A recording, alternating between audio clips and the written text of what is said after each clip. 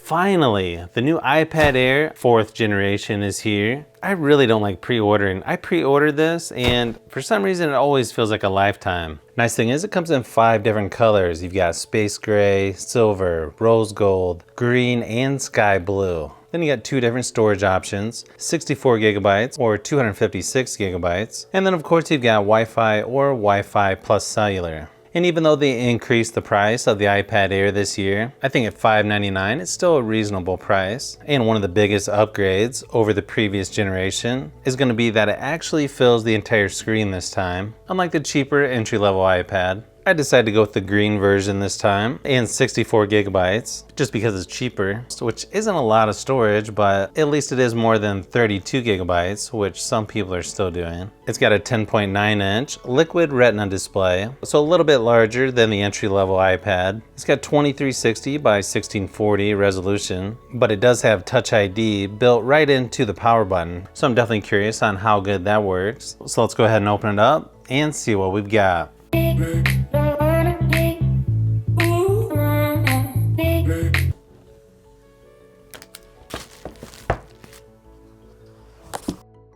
For this size, yeah, this is really lightweight. So obviously you're gonna get some Apple stickers to put on your car or bicycle or however you want to brag to other people that you just spent a lot of money. And then quick start guide and safety information. Then you got your USB-C to USB-C charging cable. And surprisingly, they do include a USB-C charging brick. So if you're buying your first iPhone, just buy an iPad, then you'll have a charger. So even though this is the green color, it looks a little bit different depending on how the light hits it. To me, it looks more green in person than on camera, and it's super thin. Yeah, I think this is thinner than my phone. So there in the back, you've got a 12 megapixel wide angle lens for the camera. On the front, you got a 7 megapixel FaceTime HD camera. There on the side is your volume buttons, power button with your Touch ID right there on the top.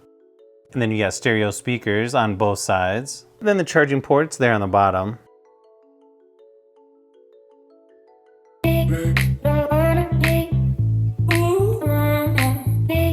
Now this also works with the 2nd gen Apple Pencil or the Logitech Crayon. There's several cheaper options than the Apple Pencil if you don't want to pay that much.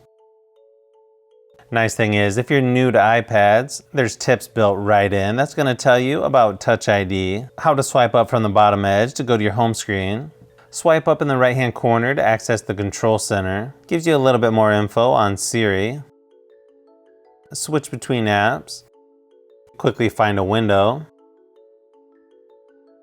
work with apps in split view, and open an app in slide over. Let me give you a quick sample of what the speakers sound like, just to give you an idea.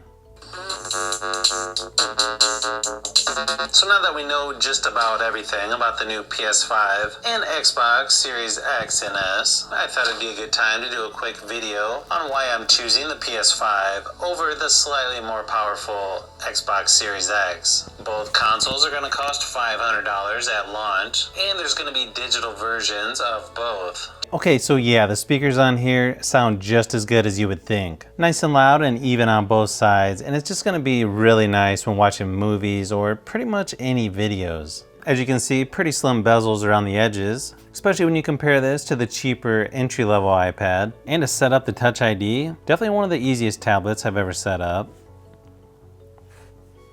You barely have to touch it.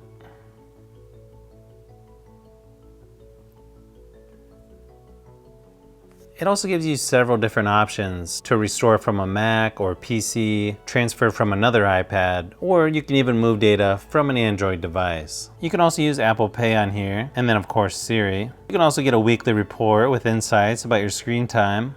You can also use this for parental controls. Do I want to share analytics with Apple? No thanks. This also has something called True Tone Display. Let me show you what it looks like without. It definitely looks more blue without.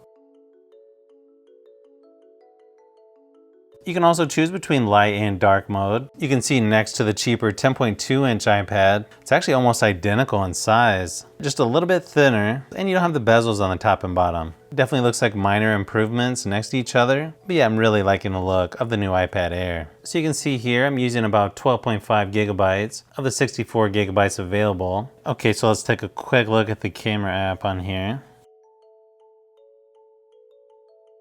So yeah, this is definitely one of the best cameras I've used on a tablet. It might even be better than my Galaxy Tab S7. I'll probably have to do a comparison just to make sure, but yeah, the camera on here is really good. Now, over here on the side, you've got a timer. You can turn the live focus on and off. Front-facing camera, you've got panorama, square, photo, video, slow-mo, and time-lapse. So here I'll just show you a few samples of photos and video just to give you an idea of what to expect from the new iPad Air 4.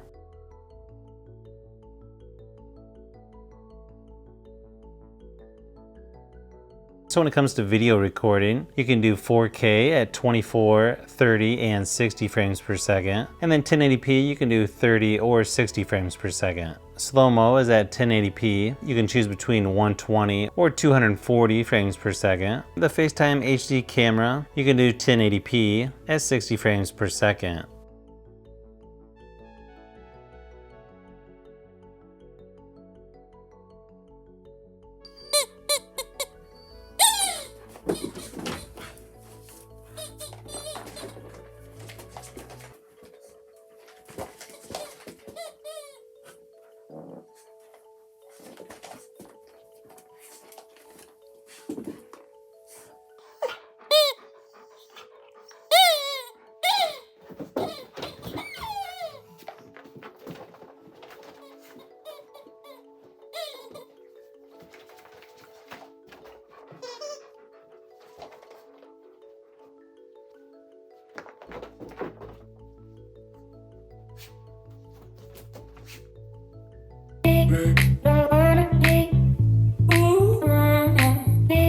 So I did some benchmark testing with Antutu. It's definitely a little more powerful than the entry-level 10.2-inch iPad, but it's definitely not a huge jump in performance. The only downside to having a tablet this thin is unfortunately there is no headphone jack. So either you're gonna have to use Bluetooth headphones, or you might be able to use a USB-C to 3.5mm jack adapter.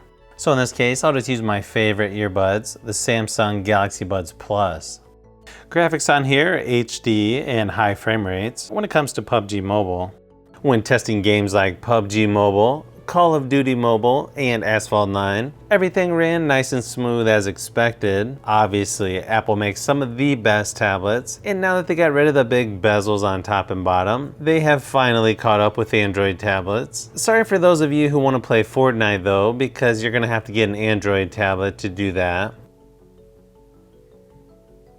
Now this might just be my new favorite tablet. The screen looks great, speakers sound great, Touch ID seems to work good so far, but I can tell it depends on what kind of case you use, so I'll definitely be testing that for sure in my case video coming up. I haven't had this long enough to test the battery life, but I'll be doing that here shortly as well. And if you want to see more videos about the new iPad Air 4, I'll be doing at least a couple more videos in the near future. Also, I want to thank all of you who subscribe to my channel. We finally hit 30,000 subscribers, which is crazy to think about that we've made it this far. Hopefully this video gives you a closer look at the new iPad Air 4, and you'll definitely want to watch my next video because I just bought something for the first time that I never thought I would buy.